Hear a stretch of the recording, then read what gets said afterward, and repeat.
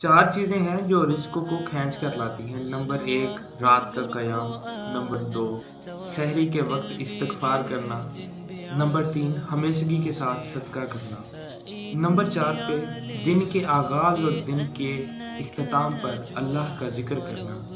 اللہ کا ذکر سے بہتر کیا ہوگا کہ آپ نماز فجر ادا کریں، آپ نماز مغرب بھی ادا کریں، نماز عشاء بھی ادا کریں اور بقیہ بھی۔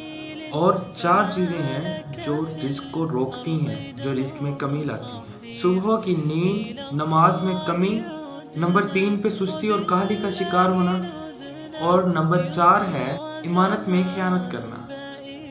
اللہ کریم ہمیں ایسی چیزوں سے محفوظ رکھے جس سے رزق میں کمی آتی ہے، اور ایسے نیک اعمال کرنے کی توفیق عطا فرمائے جن سے رزق میں اضافہ ہوتا ہے۔ اللہ کریم آپ کو ڈھیروں برکتیں عطا فرمائے اور کھلا کشادہ رزق عطا فرمائے اور آسانی سے حاصل ہونے والا رزق عطا فرمائے۔